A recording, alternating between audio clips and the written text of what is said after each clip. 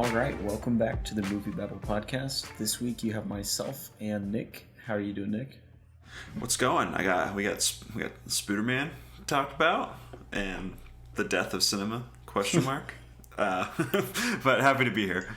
Yeah, it's it is a busy week. We're breaking not just pandemic records, like we're just breaking actual records now, which is wild. We haven't had any of those broken in a while, so it's kind of nice. Yeah, it's crazy. At the time of recording, the actuals aren't out, but yeah, No Way Home surpassed The Force Awakens at the box office, which I have fond memories, even if my enjoyment of Force Awakens has waned over the years. I have a fond memory of seeing that movie in theaters, and to think about in the middle of Omicron, like just going crazy in the States, and this movie eclipsing that is a crazy thing to think about. And I think there's a lot of things to parse there that we can get into. Yeah, I don't know if you messed around with it at all, but trying to buy tickets for this movie the night they launched was chaotic, and that was when I was like, oh, I think the movies are back. Yeah, so it was actually, funny enough, it was really easy for me to get my ticket, because one of my friends actually texted me to go see it, and I was busy. Then I was like, why don't I just go see a later showing? And I looked at the one showing, and there was one seat left, and it was actually a decent seat. And I was like, let's just do it Thursday night. Why not? And then I got lucky. But yeah, it seemed like, I know you were. You seemed like you were a little heated for a little bit for how tough it was. So it's pretty funny to see from afar. Yeah, I'm an early bedtime kind of person because I like to get up early in the morning. So I was already like pissed to be up at 11 o'clock at night. And then I had a 10-minute waiting period, and then I was like, cool, we're moving along. I'll be asleep by 11:30, and then I had my seats picked, and the AMC app just would refuse to let me pay. And I was like, well, I can't leave this lobby or I get hit with a waiting period. And my computer was at an hour, and then after an hour and a half of me refreshing constantly, my wait time on my computer went from 5 minutes up to over an hour with no time period. And I was like, I'm just buying these in the morning. I couldn't go on opening night anyways, so I was like, you know what? So what if I'm slightly to the left of the screen? At least I will have slept tonight.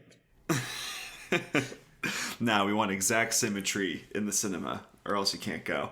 That's the only way you can go. Only way you can see it, as Marty wants you to. I was just trying to respect the king's wishes, you know? I would love to hear what he would have to say about this movie. I would pay all the money to see that. I hope he gets asked. Amazing. Especially since he's worked with, one of the big actors in this movie before. He'd be like, Marty, how do you feel about your boy? Yeah, that would that'd be amazing. But before we dive into Spider-Man, just the movie, I do want to talk about the box office a little bit, because the box office is alive and dead at the same time, which is kind of interesting. So Spider-Man, as you said, is just bursting records without China, which is really impressive. So it's at $253 million worldwide from its opening weekend. Sorry, that's just the domestic gross, but it's a little bit over, actually double that worldwide. But 253 opening weekend domestic is massive. We have not seen anything even remotely close to this since 2019. But then everything else is kind of floundering. So you have West Side Story, which opened up a little over a week ago, and is sitting at $27 million on a $100 million budget. So that's, I'm sorry, Steven, but that's a flop, unfortunately. You have Nightmare Alley, which opened up this past weekend with a budget of $60 million, but grossing only $3 million in opening weekend. It's going to need a miracle to kind of pull through. I mean, even House of Gucci, which was kind of the biggest non-franchise movie. I think they did a really good job marketing, and even the non-movie people in my life were like, yeah, I need to go see that. Is only sitting at about $106 million worldwide, and that's on a $75 million budget. And this movie's, it's been out for over a month, so it's kind of missed its window, its golden opportunity to become a monster success. So it's crazy to see just all of these things floundering and dying while Spider-Man is just making buku bucks at the box office. Yeah, this makes me very sad. I mean, a little good, because you want theater workers and everybody to get paid, and that's lovely to see. But yeah, we've been seeing this for a while, where it's people are just going to go to the theaters and see their big blockbuster entertainment and then go home and kind of wait for everything else on streaming. And we've been talking about this since probably the beginning of this podcast, but this is just like one of the biggest contrasts I think we've seen of this. And it's so amazing, I think, because you have the added component of the pandemic and all of this, and it really does put into light, it's like, okay, what are people invested in seeing enough that they will risk getting the virus in order to see it? And it's clearly only Marvel stuff, or any other big, not even, because I wouldn't even say blockbusters, because, West Side Story was like over $100 million budget, and no one saw that as well.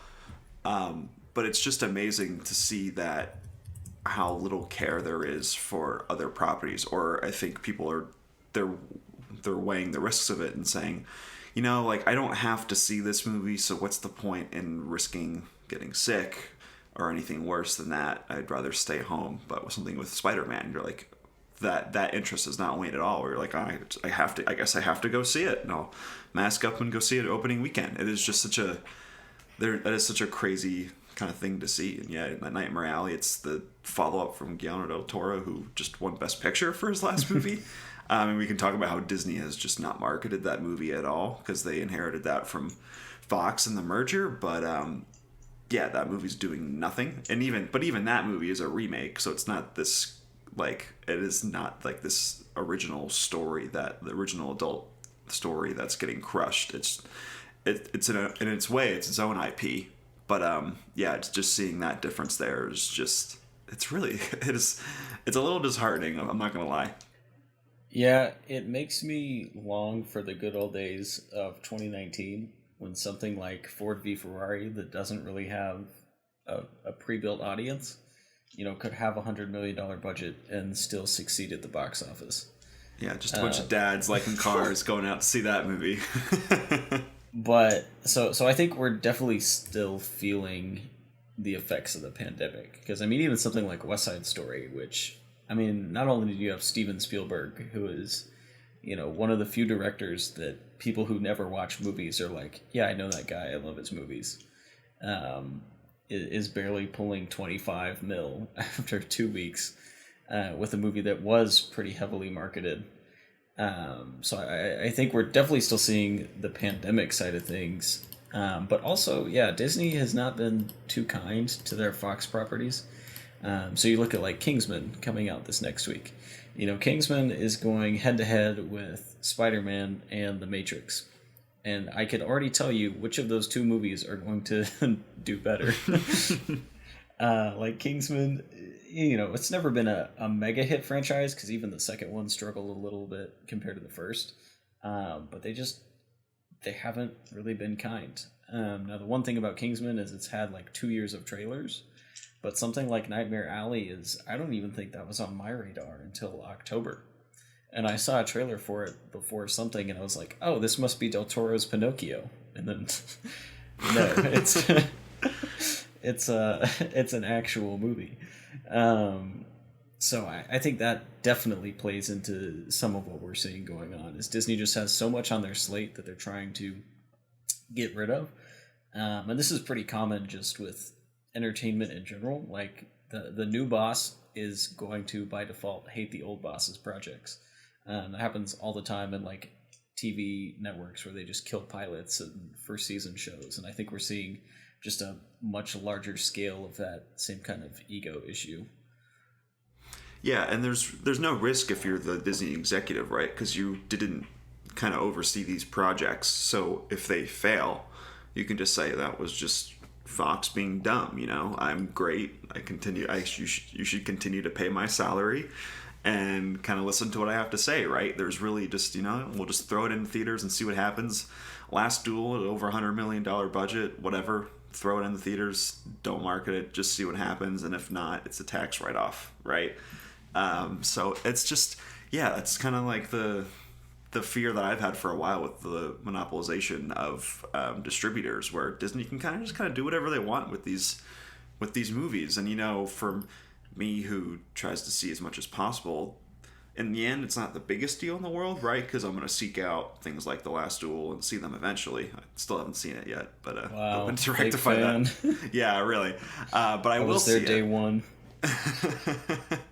But there are a lot of people that, for the marketing is really important, because they might never see it, you know. And I think it's just kind of a bummer. It really is. I like a lot of the superhero stuff, maybe not as much as a lot of people, but, you know, I do enjoy a lot of different things. I'd like to see that in theaters. So it's not great. It's not great for me. Yeah, and I think Disney execs and just marketing departments definitely have a hand in how this is going down. But I also think the pandemic still is really responsible for a lot of this too. So not just in the sense that there are people that are still staying home, or there are theaters that aren't offering, you know, their full auditorium size yet, and that kind of stuff. But also, I think we've kind of forgotten just how long we went without any new movies from major studios that were coming out in theaters, and they all just kept getting pushed back until the point where, like, or, you know, originally everything was coming out in July, like Black Widow, Top Gun, Mission Impossible, like everything was due to July. Then July came, everything got pushed back again, until we got to September, and then Shang-Chi, you know, like a F-tier Marvel Comics like side character, just made buku bucks at the box office, and then everyone was like, "Oh, we're holding on to our dates." And then suddenly Venom moved up a week, and No Time to Die was like, "Okay, we're actually gonna have Time to Die this time," and so everybody was like, "Well, we can make money now. We might as well just stick to the release dates we've already been marketing at." I think like The Last Duel kind of got caught up in that, because that was, you know, right, I think that was the week before Venom, or the week after maybe, but right within that window where, you know, studios had time to either commit or move, but they had to do something quick after Shang-Chi came out. So I feel like we're still seeing the side effects of that, because even The Matrix opening this close to Spider-Man seems a little bizarre, just from Warner Brothers' standpoint. You know, The Matrix is testy in a lot of people's memories, and you're going up against Spider-Man. So I think we're seeing a lot of that, where they're like, well, we've already got stuff in the pipeline. We can't keep pushing it back forever. We might as well just plant the flag now and see what's still standing after the holidays. Yeah, I think that's definitely fair. And then, like we were talking before you got on, like January is going to be big time entertainment in January this year. Going to go see Morbius like 10 times, right? Screen with an extra large V. Exactly. It's just, yeah, it kind of like, that echoes a lot what I was saying earlier. Like, people, if they're going to risk getting sick to go to the theaters, they're going to see something that they have a much larger attachment to. But then even within the same week, like, yeah, they're going to go see Spider-Man or Matrix over something that they've maybe heard of before in Nightmare Alley, because that movie the original is really great, and it has a Criterion release and all that, but that doesn't really have a big cultural like resonance these days, even if it's a really good movie.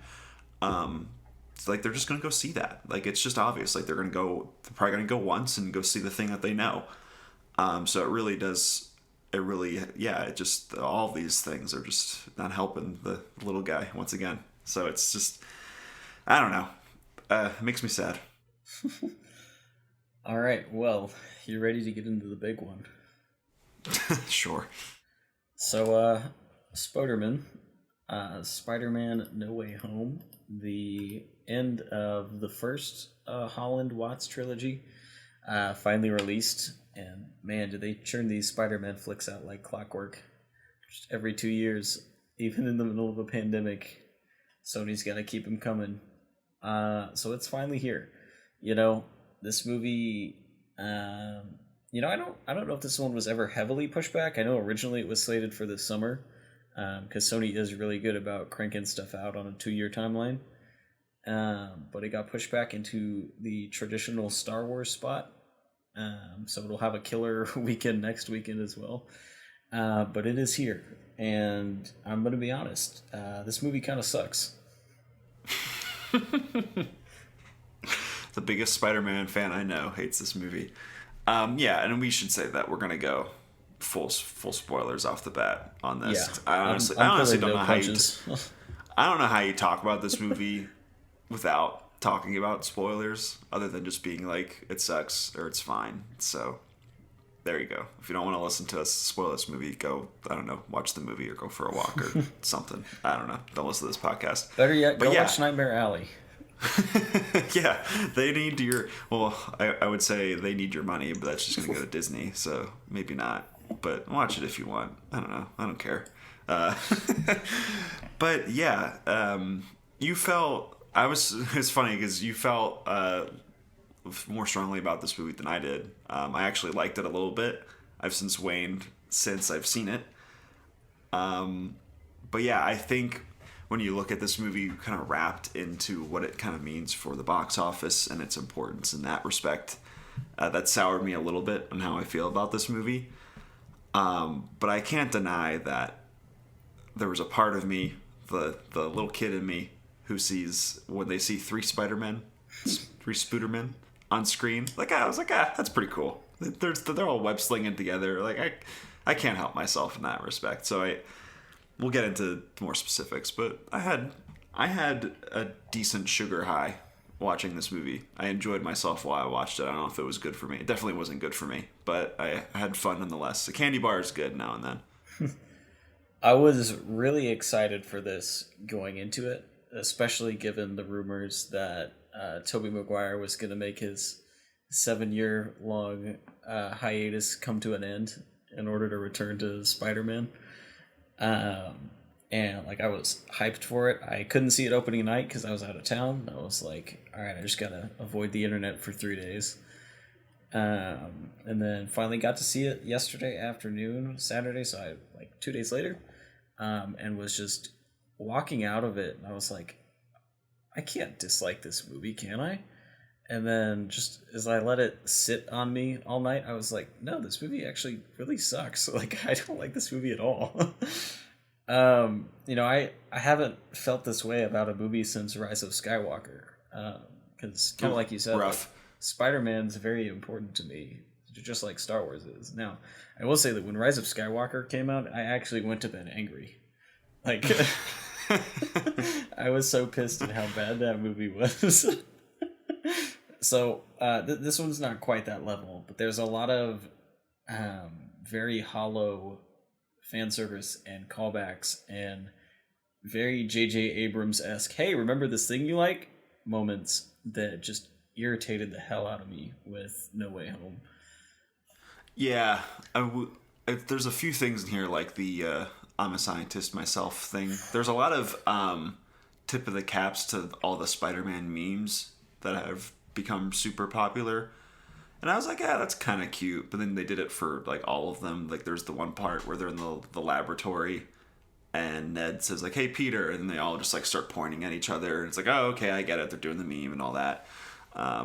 Yeah, like, they did it a lot. This is certainly a movie for the fans, which has become a very negative thing to say. But this clearly, there is something, like, I think, earnest to this movie's appreciation for Spider-Man fandom. Because obviously it's generations of Spider-Man fans, and they're all coming together to watch all of their favorite Spider-Man, if it was Tobey Maguire, if it was Andrew Garfield, or if it's Tom Holland. They all come together, they all share things about their lives, these characters, and save the day together, and kind of impart wisdom on Tom Holland.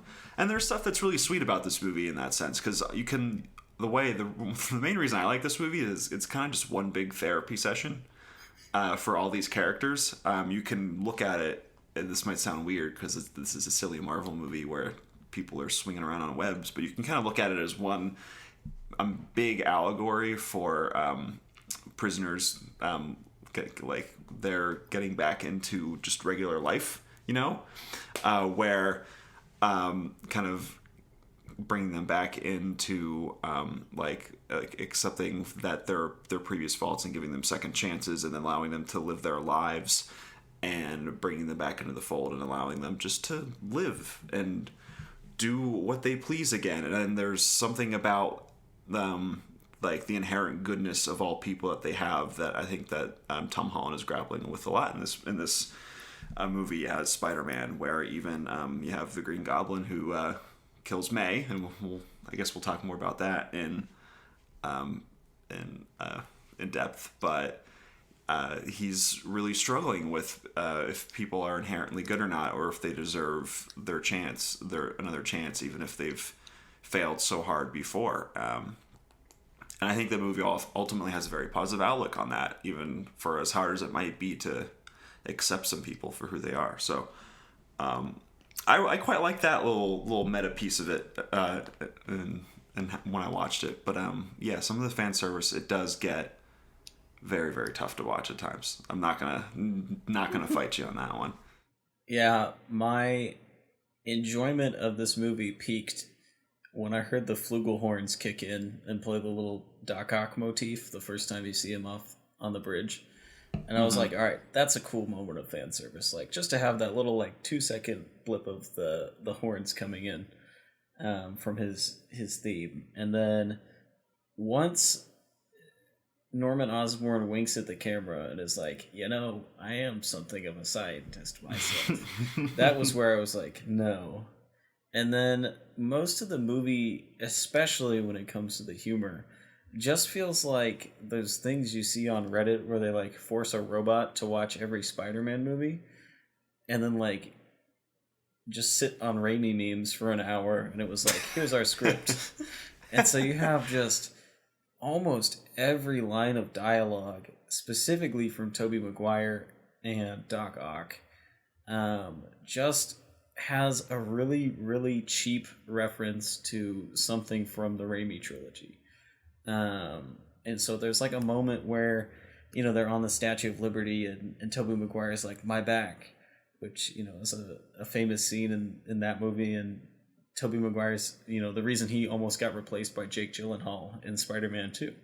And it's like, but it's so cringe in that moment in the movie because they're trying to force all these lines that don't fit into this universe. And the thing that really bothers me with the villains is the way they just try and point the camera at how ridiculous all of those things are. Like, when you watch a comic book movie, the villain plots are ridiculous, right? Like, Doc Ock's trying to build a sun in the middle of New York. The lizard is trying to turn everybody into a lizard, right? No one watches that and is like, yeah, this is such a realistic movie. I love it. But, in this movie, it feels like all the Spider-Men are just deciding like, oh yeah, I'm in on the joke now. These villains are so stupid. And because, you're only seeing them for, a few minutes at a time, their plans do become very schlocky, and these villains do become just caricatures. Like, you look at Sandman. What does Sandman do? He shows up, says, Spider-Man, it's me, Flint Marko, the Sandman. That's an actual verbatim quote from the movie. And then it's like, I have a daughter. I have a daughter. I have a daughter. And that's it. Like, that's all he does in the movie. And, he does those same things in Spider-Man 3, and as flawed as Spider-Man 3 is, there's actually relationships built through that, right? Like, you see his relationship with his daughter. You see him have moments where he's just by himself reflecting on things. And he doesn't, go up to Peter Parker or to Venom in Spider-Man 3 and be like, I have a daughter. No, like, he shows the character through actions, and you just don't get that in this movie. Because all these characters do is talk. And it's all just like the quippy dialogue that the MCU is known for, which, I like the MCU. I normally don't mind that thing, but it was just so obnoxious to me in this movie because that's all it was just like reference, joke, reference, joke, reference, joke, back and forth, over and over for 2.5 hours.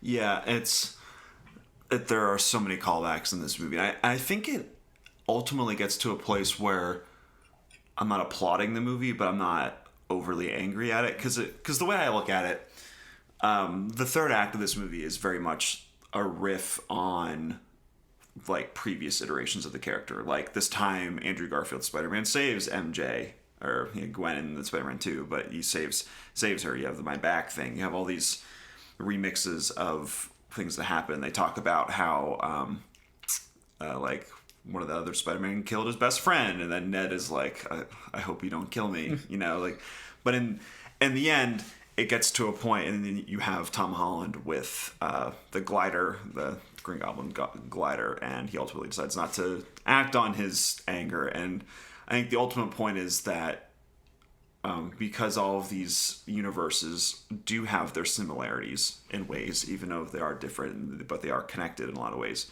that you can still choose to become better and be good in the end and become your own thing. And whether or not that leads to more interesting original Spider-Man movies down the road, maybe.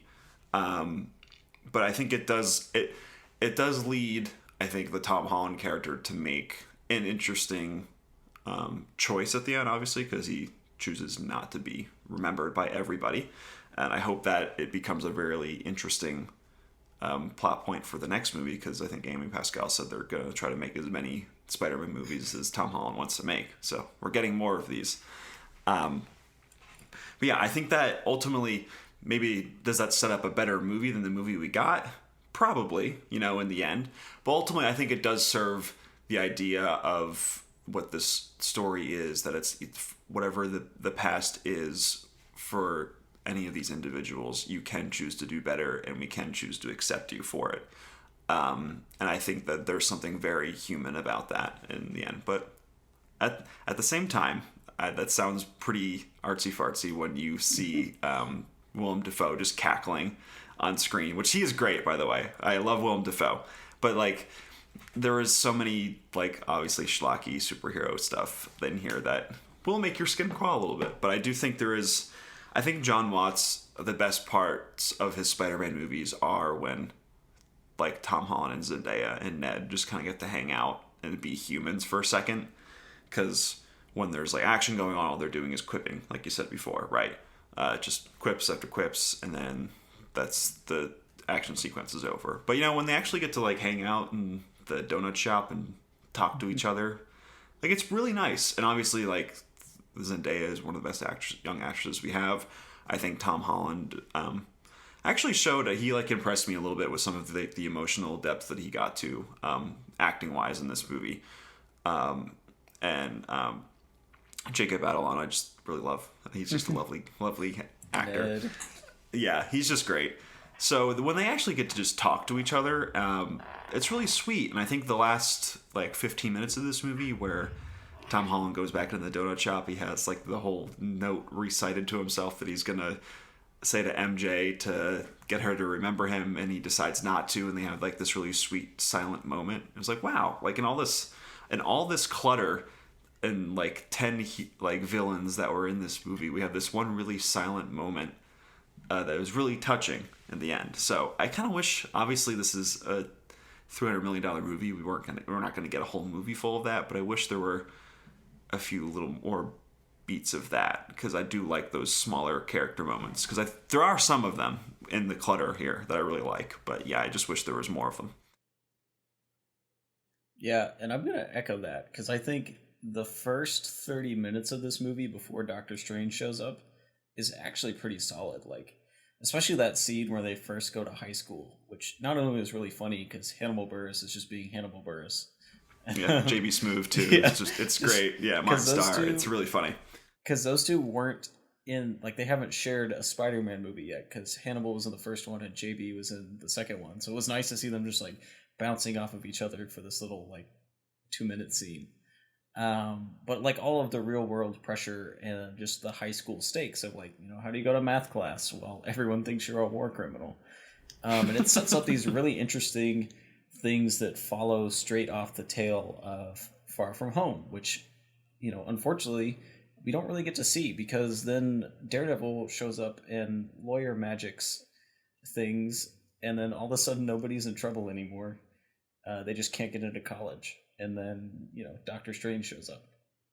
And then you kind of get back to that at the end. And I really did like the end. Like you said, that last 15 minutes And I think this movie does set up a more interesting Spider-Man than it delivers. Because I think, the other moment of fan service that got me, besides the flugelhorns, was watching Spidey sling into New York in that like classic like blue and red spider outfit that he sewed, in his crappy apartment in the middle of Manhattan. And so I think it does set up a really interesting character of, who is Peter Parker and Spider-Man when he's absolutely alone. Like, no Aunt May, no Happy, no Iron Man. I think, weirdly, that could also set up, like, it feels like that carried over from when they didn't think they were going to have Spider-Man in the MCU anymore. Because that seems like a really convenient way to be like, well, why doesn't Spider-Man show up in the Avengers movies anymore? Because everyone magically forgot him. But I do like the parts where it takes the character through that kind of thing. But like you said, there's just so much happening and so many characters in this movie that we don't get many scenes like that. Like, as soon as, Peter rounds all the villains up and is like, hey, I'm going to take you to my apartment to fix you, Ned and MJ are pretty much gone for a solid 45 minutes. And they, even in the final battle, they don't really have much to say or contribute. They, have a fun little portal scene, and that's pretty much it until the end. And so I feel like they threw away what they had with this current trio because they wanted to play with more Peters and play, with Jamie Foxx's Electro, who's, definitely not the same character he played in The Amazing Spider-Man 2, no matter what they say. I do love how, because they totally throw it away as multiverse hijinks, that he's just really cool and suave now. He's like the energy here is different, and then that's the explanation. It's like every other villain's the same except for the one that sucked the most. So they had to change him. But Jamie Foxx being suave, I have no notes for that. That's pretty good. And I thought he was really good in this movie too, because he's probably, there's the stuff with the Goblin, but he's probably he's the villain with the most screen time in this movie. Probably. Maybe. Yeah. Because it's very Doc Ock heavy early on, but he also disappears for 45 minutes. Like, you see him jump away on the side of a building, and then he just kind of randomly shows up on the statue at the end of the third act. That was the thing that I was really confused about, because it's weird. He disappears, and then Goblin and Spider-Man have their first fight, and then Aunt May dies, and then he's just not in the movie. And then he just shows back up again, and Electro is like, oh yes, like, you're ready. Like, he thinks he's going to fight by his side, even though he saw Doc Ock get, like, quote unquote fixed earlier on. It's so weird. And then he's like so surprised when Doc Ock puts like the thing that gets rid of all of his electricity on his chest. He's like, how could you do this to me? Like, as he didn't see him get fixed. It was really weird. I was like, what? Like, what? This makes no sense at all. But yeah, they do try, I think, the most to rewrite the Jamie Foxx character. Where I was like, okay. I see what you're doing, movie. Yeah, and it's weird. Part of the thing that didn't settle well with me is just how these characters react with their own Spider-Man. Because some of these characters, you don't have any real idea of what context they're being pulled from. So, like Sandman was never a bad guy in Spider-Man 3. He beats up Spider-Man at the end because Venom convinces him to. But in this movie, he's just like, I will kill you because I have a daughter. You did not like Sandman in this movie. Oh my god. and he's made of mud the whole time, which was never a thing in Spider-Man 3 either. But then you have, even Doc Ock, that relationship with Peter was such a cornerstone of that movie, right? And like the climax of that movie is Peter, reaching through to him. So it felt like we were having to pull characters out of a midpoint from movies that already had a resolution, and then having to watch the Spider-Man try and reach people they'd already reached. I think what could have been a lot more interesting was if, they were given the chance to reach villains that they hadn't gotten to. Like, how would Tobey Maguire's Spider-Man fare against the Lizard? Or how would Andrew Garfield handle, the Green Goblin? Like, how would these characters who failed in a certain regard reach, kind of fix each other's mistakes almost, which seems to be kind of the theme of the movie, especially as Tom Holland's playing around with the villains and trying to cure them and, give them a second chance and that kind of thing. I just felt like they squandered it in a fight where they're all dispatched of, paint by numbers really quickly, like, all right, we're gonna take this guy out, and then this guy, and then this guy, and then this guy, and then we're done. Yeah, they're like, all right, you're Peter 1, I'm 2, I'm 3. Okay, we can fight. We can all fight together now. Ready, break. Yeah, I get what you're saying. I think I would slightly disagree where I think this movie is ultimately about personal growth for a lot of these characters, and kind of like what I said earlier, how you can kind of mirror that to like prisoner integration back into society and things like that, and just therapy in general. But yeah, there's just like the fact that this movie works even a little bit, I think, is such a balancing act. I think we saw it with Infinity War and Endgame, and like those are like, it's the same kind of idea where it's like, wow, I can't believe they had a movie with 60 characters and the movie kind of holds together. Like, that's so impressive. Yeah, and but here, those movies were good. Fair enough. Yeah, I think, like, I am amazed at kind of how much of a balancing act this movie is. Like, the fact that I felt anything with this movie, and like, I'm the cynical asshole of this podcast. The fact that I felt anything with this movie. Fair enough. The fact that I think that this movie even works at all for me, to the point where I would like ultimately recommend it to people, I do think is impressive, because I do think there are, like I said, those smaller moments that are great. And also, I gotta say, to turn positive here, I thought Andrew Garfield was fucking incredible in this movie. Like, I thought he was so good. Like, I'm not even bullshitting you. I thought he was like he's like one of my favorite supporting performances I've seen this year. I thought he was incredible in this movie, because he's doing like it's funny because you mentioned earlier how we don't know exactly where these characters were when we bring them into this universe, and it's funny because it seems like his Spider-Man is like the most, like, I've since the last time you've seen me, I've had a rough life where I am so alone. No one likes me. And it's also like a meta commentary on like where we left his Spider-Man, how no one, like, his movies are like the least memorable of all of them. And also because he was in a very public relationship with Emma Stone during the making of those movies, and then they broke up shortly after, and he's just been doing the movies like mainstream and Under the Silver Lake ever since.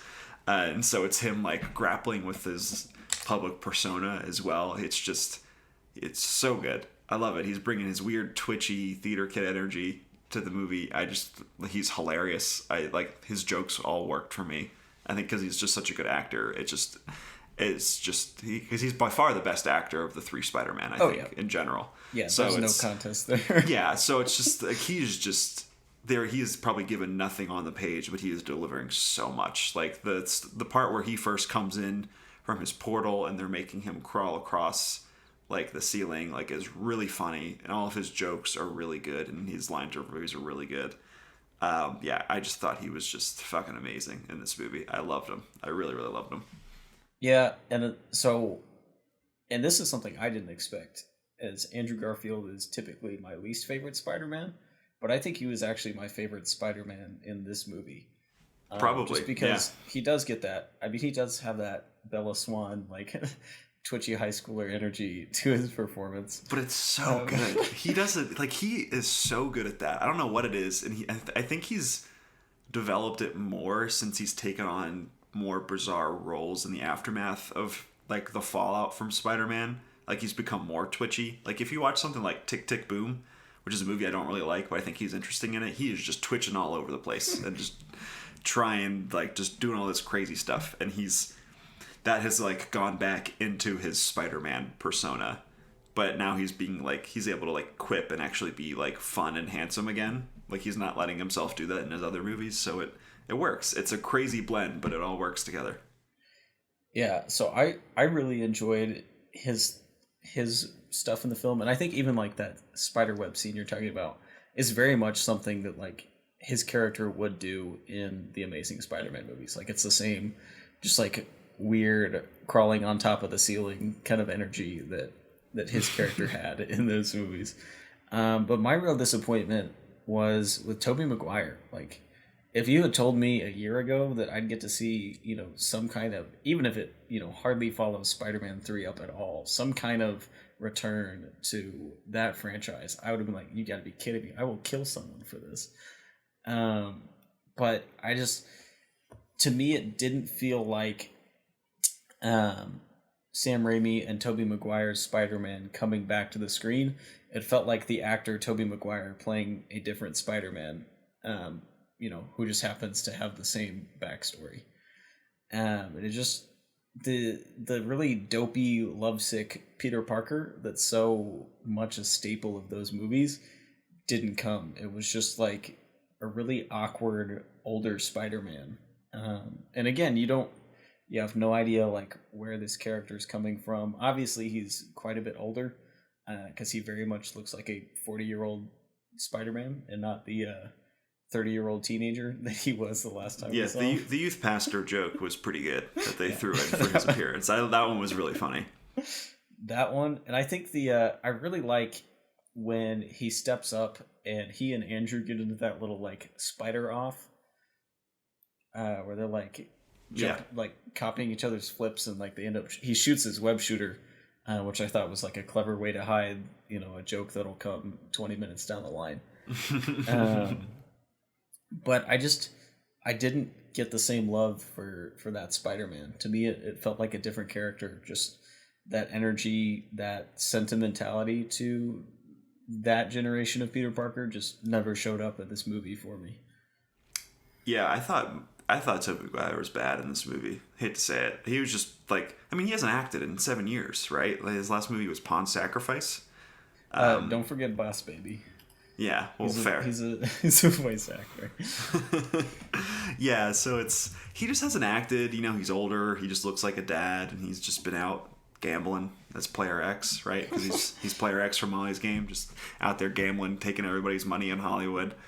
Yeah, he's just not very like. I've never thought he was a great actor anyway. I think the Raimi films are so hard to clone because there is such a weird alchemy to those movies, because they are so silly, but they are also so self-serious. And so some of like the awkward, like doe-eyed stuff that Tobey Maguire is doing in that movie works so well because they kind of like latched onto that tone in some weird way. But yeah, he just isn't. He's not very good in this movie. He clearly is there. Like, he is like the weight of the nostalgia this movie is carrying is like weighing most heavily on his shoulders. Like, he's really just there to be like the old grandpa. He's honestly like old Cap, like giving us all the old and good memories, but he has to like actually act in the movie. So it's just, yeah, it's tough. He's not great in it. It's cute. It's fun to see him, I guess, for a little bit since we haven't seen him act in so long. So I think Tobey Maguire is an actor who very much needs a director that makes the role for him. Yeah, exactly. Because especially if you look at, obviously Spider-Man's the big one.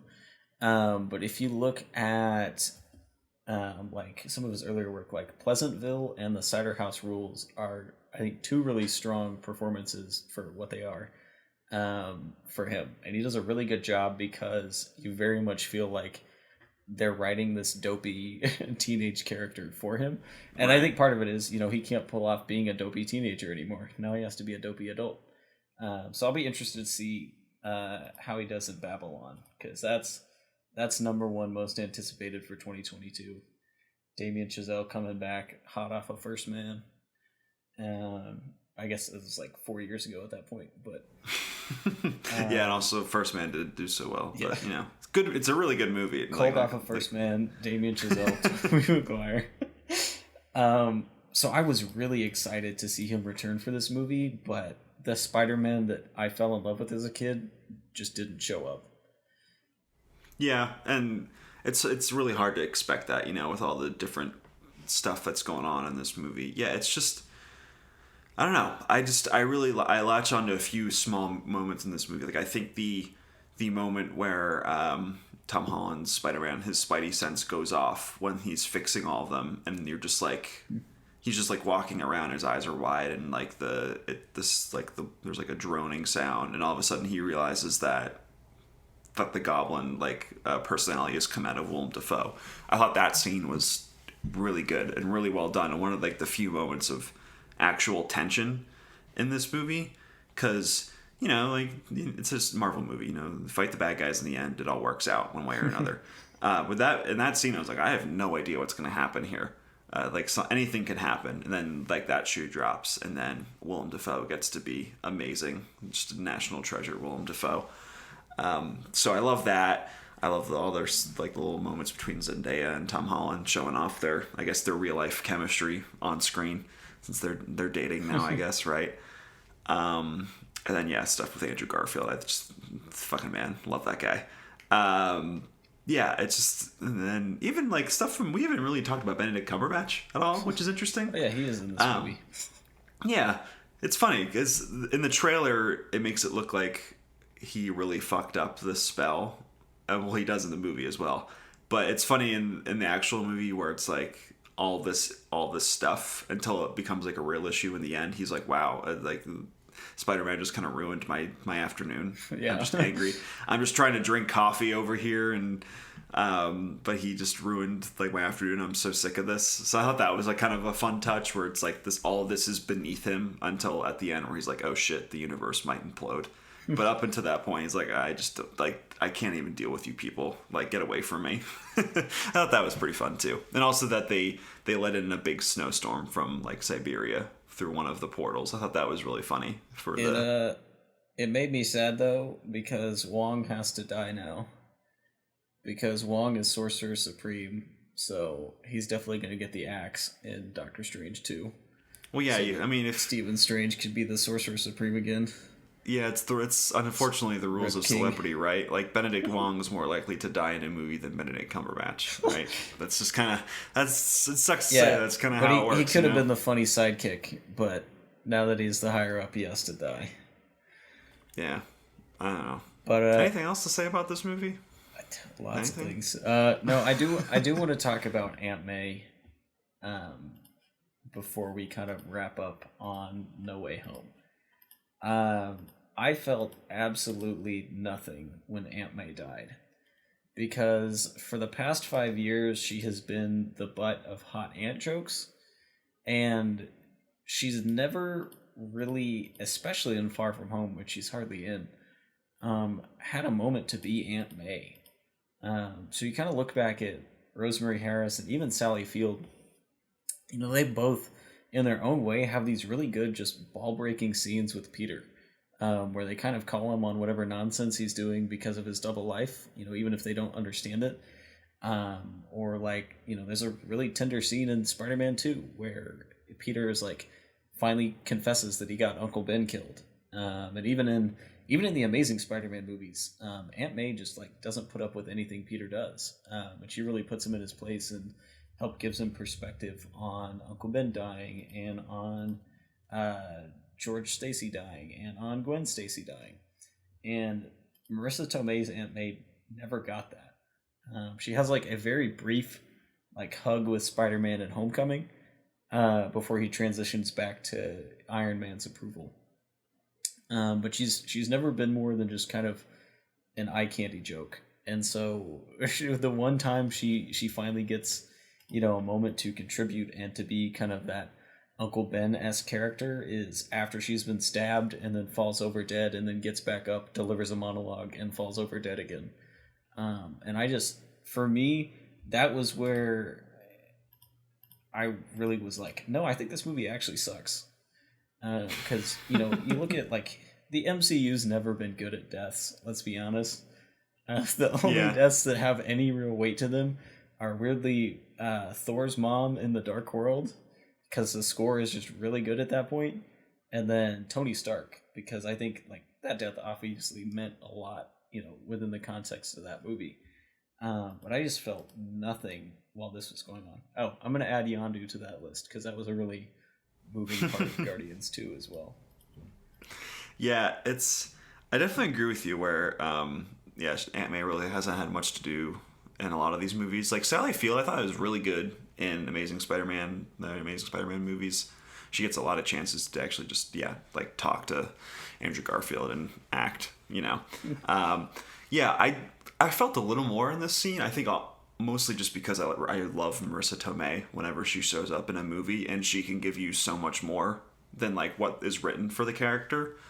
So I thought her line delivery is obviously affecting because she's such a great actress. But yeah, she really hasn't been a big part of these movies. It's really been like Tom Holland being stuck in, like, I guess Robert Downey Jr.'s shadow, or I guess Spider-Man and Iron Man's, and him kind of just struggling with that instead. Well, I think even in the last movie you had Happy, like when Spider-Man gets hit by a train, like he goes and he and Happy have this really big heart-to-heart that kind of, rebounds him into the third act. So I think killing Happy would have been a way more meaningful death in that moment, and that's kind of what the trailer's built towards. But yeah, like Aunt May has had so little to do in these movies that I didn't feel anything.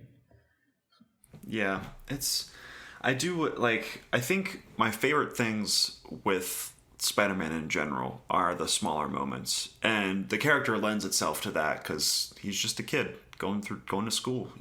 It's just when he's fighting aliens in space, I check out a little bit. Like, I much prefer when he's talking to girls, or he's just trying to go out and have fun and balance that with also being a superhero.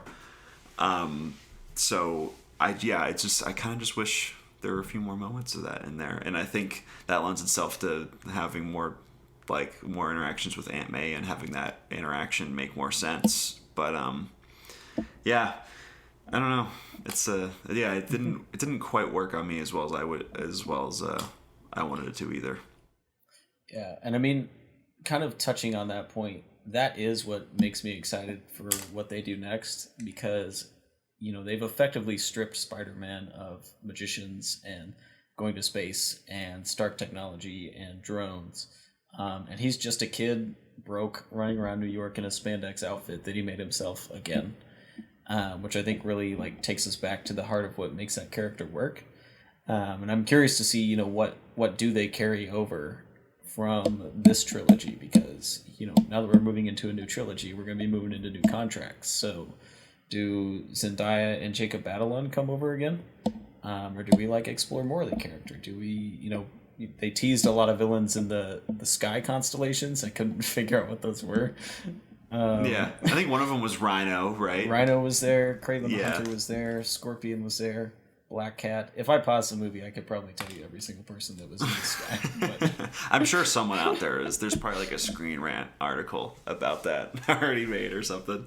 But it does make me excited because I think they realize just how bloated Spider-Man's world has gotten, especially being the Tony Stark underling. And so I'm excited to see Spidey versus the world, and to us to get, back to a very much back to basics Spider-Man, which I think was also something they touched on, where Spider-Man was like, I'm part of the Avengers. And then the other Spider-Man were like, yes. They're like, cool, what's that?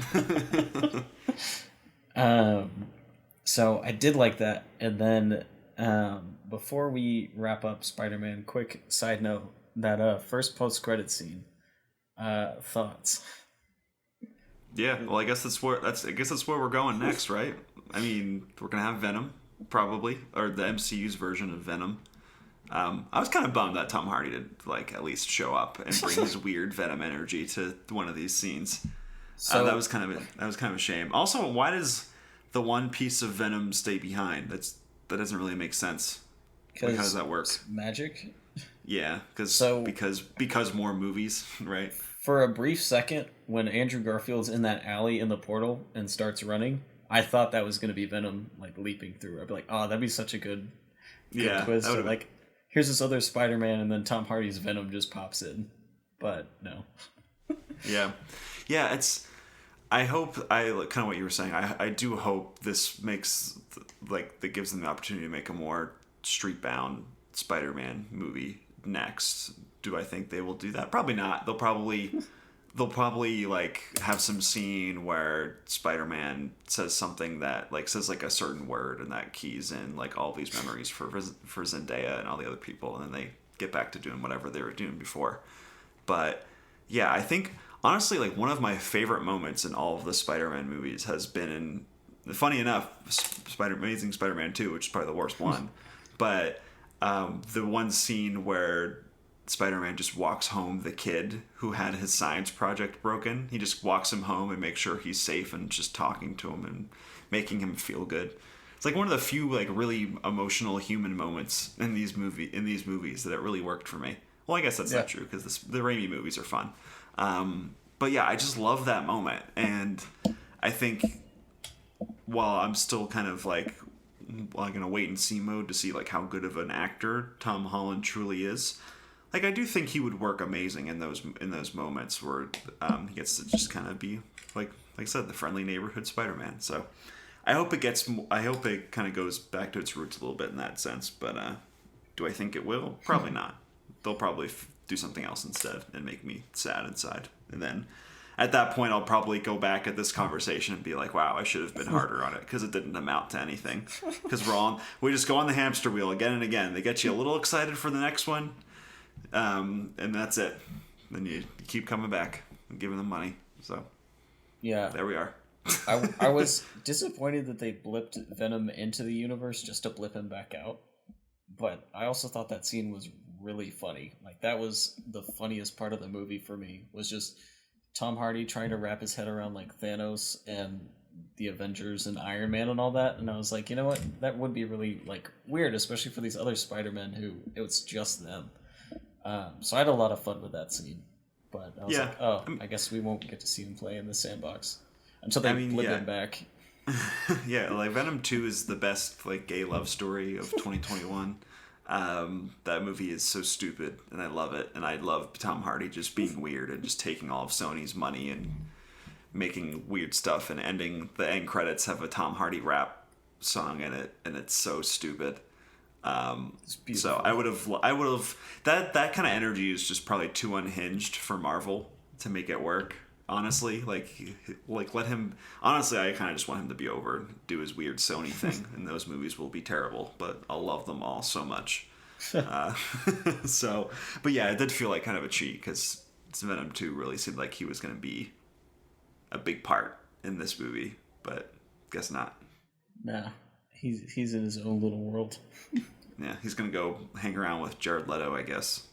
But it's weird because Michael Keaton is in that movie, so they're gonna have to do some rewiring. Sony is trying so hard to get as much of that Marvel money as possible, and they're gonna do whatever it takes, and it'll probably be at the expense of all of us.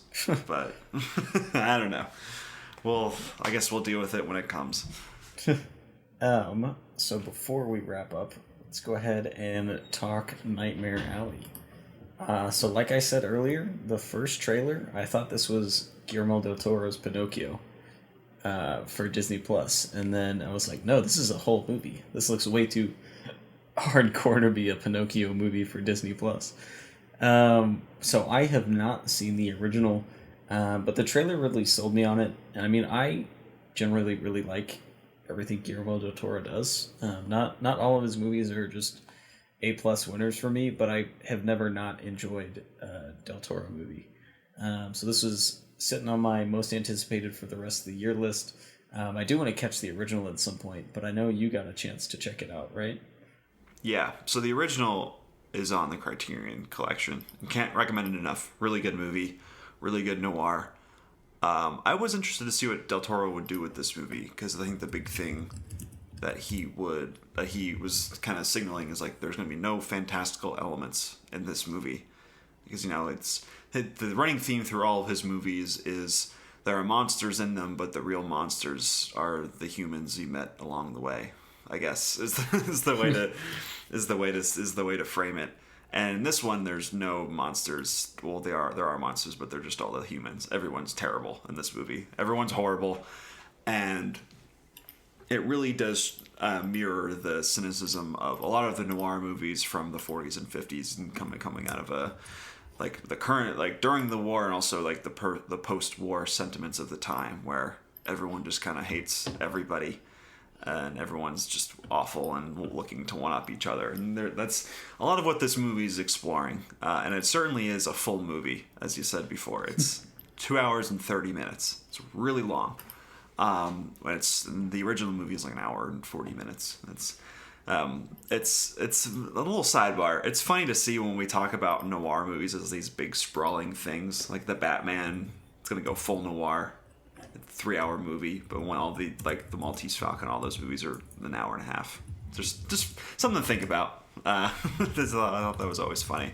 But yeah, this movie's way too long, but it is good. You know, Bradley Cooper is the lead of this movie, who I think gives a really good performance. You have Cate Blanchett in there, Rooney Mara, Ron Perlman in there, who is great casting as the character of Bruno, who I thought that's kind of an amazing choice to play that character if you've seen the original. And yeah, it's mostly a beat by beat remake. There are a lot of scenes switched around and things like that, and like kind of lengthened because this movie is 50 minutes longer than the original. But it does follow basically the same beats again. But it does have a lot of good things going for it. I'm not in love with it entirely. And I think it's funny that you mentioned that you don't you kind of generally like a lot of Del Toro movies as well.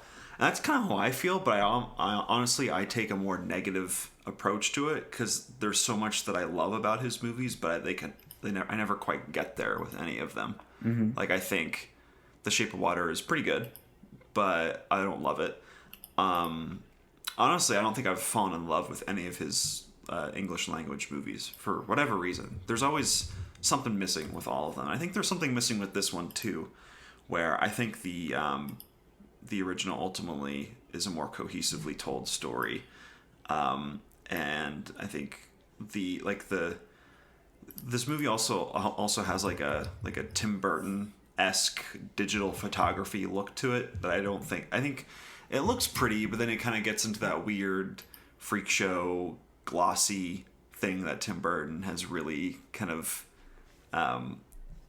like fallen into in his past like decade or so, and I think that gloss kind of counteracts kind of just like the vile, like down to earth, like disgusting nature of all of these characters, and it like elevates them to, it makes it look unreal when the purpose of this story is to cast the light on how real and awful everything is about the world in which we live.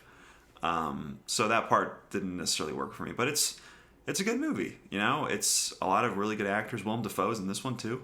Really good supporting performance for him.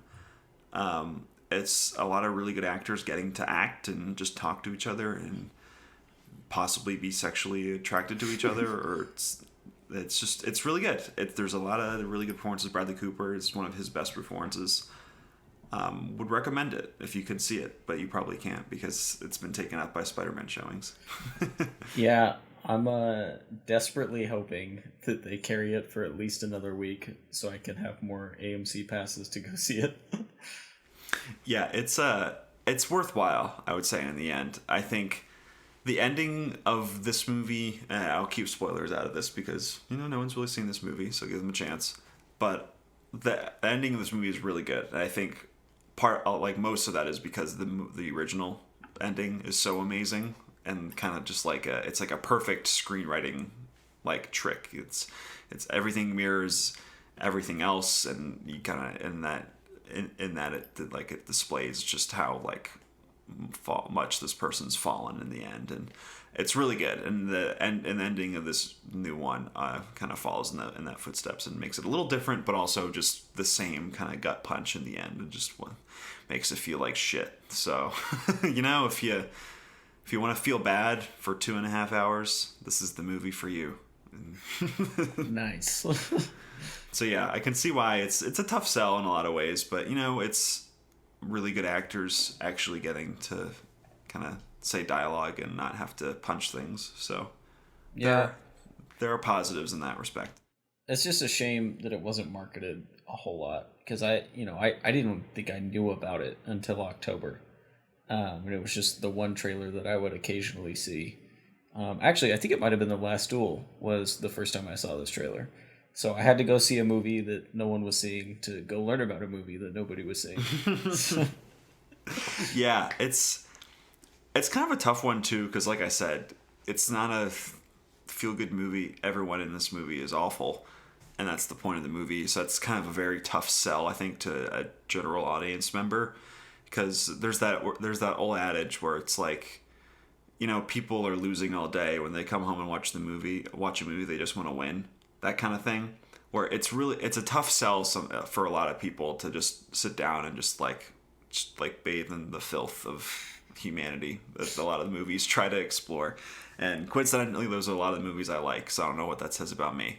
But it's just, there's just a lot of really good performances in here that I think carry you through when this movie is when the pacing is starting to wane, or if it's not really doing anything as like revolutionary when you compare it to the original. You get a great scene with Bradley Cooper and Cate Blanchett, and they just get to act off each other for 10 minutes. Like, you can't do much better than that, So there's a lot of really good moments like that in here that I think power it and make it worthwhile in the end. So it's really good. Yeah, I definitely want to check this out. It's weird how many new movies we have. Christmas is always a little bit busier of a movie season, but it feels like this week and next week it's like 3 or 4 like fairly large movies dropping nationwide. So I'm gonna try and fit it all in over the break, but Nightmare Alley's a definite on that watch list. Yeah, if not, I'm sure you'll be able to watch it on Hulu, or I guess wherever Disney dumps it in a few months. That's what they seem to do with all these movies anyway. So. But yeah. Oh, I also realized I misspoke. Del Toro is doing Netflix's Pinocchio, not to be confused with Disney Plus's Pinocchio. That's both right. Coming out There's next year. 10 Pinocchio projects coming out. I forgot about that one. Also, not to be confused with Roberto Benigni's Pinocchio, which just came out last year. Oh my God! I don't want to talk about that movie ever again. Oh man, that was bad. Or Drew Carey's Geppetto, which is celebrating its 20th anniversary sometime soon. So. It always comes back to Pinocchio in the end, I guess. But yeah, so I'm excited to check it out. Also, would you recommend checking out the original first, or should I wait and be surprised by this one and then do the original? It's an interesting choice, because I would say watch the original whenever, even if it's after you see the new one, because the original is really good, and it's a really great Tyrone Power performance in the center of the frame. Like I said, if you watch the original, you won't be necessarily surprised at anywhere that this movie goes. There are some slight alterations to the Bradley Cooper Stanton Carlisle character that it makes. But frankly, I don't know if I necessarily like a lot of those choices. They're not like crazy, but it colors in the lines where the previous movie kept it a little more vague, and it kind of doubles down and is like, make sure you understand what this character is and like thinks. So yeah, in that sense, maybe if you don't want to be surprised, or if you do want to be surprised, just watch the original and then watch watch the new one and watch the original later. But yeah, in any way, I would say just watch both, because they both have their merits. Cool. Do all of the original actors come back in this movie, a la Spider-Man No Way Home? Yeah, it's actually a backdoor multiverse story. So then they bring it in, and Orson Welles shows up. It's crazy, like from Citizen Kane. There's a whole Citizen Kane multiverse side plot. It's wild. It's really crazy storytelling. It's wild because didn't Orson Welles just have a new movie come out like 18 months ago? Yeah, The Other Side of the Wind. Wasn't it? Yeah. That's another one. That's a good movie if no one checked it out. And there's also, I think Netflix did a good job with that, because basically there was the footage, and then there was notes on how he would have edited it together if he had the money to do it. And then they just did that, and then the movie came out. It was really good. And then they had a documentary that came out with it called Those Who Wish Me Dead, that came out the exact same weekend whenever it came out. Recommend both. Maybe see those instead of Spider-Man. I don't know. Incredible. But yeah, that in a nutshell, that is the box office nonsense, Spider-Man and Nightmare Alley. So yeah, next week is Christmas, which means release dates are all over the place. So I think Tuesday is the big release day this week. So that'll be The Matrix, that'll be Kingsman, that'll be American Underdog. Depending on where you live, that'll be Licorice Pizza. Like, there's a ton coming to the box office this week. So it's pretty exciting. Santa's leaving lots of presents underneath the IMAX Christmas tree. That was good. Proud of you for that one. Thank you. But yeah, so we'll be checking all those out. And remember, you can always check us out online at MovieBabble.com. And that has been this week's episode of the MovieBabble Podcast.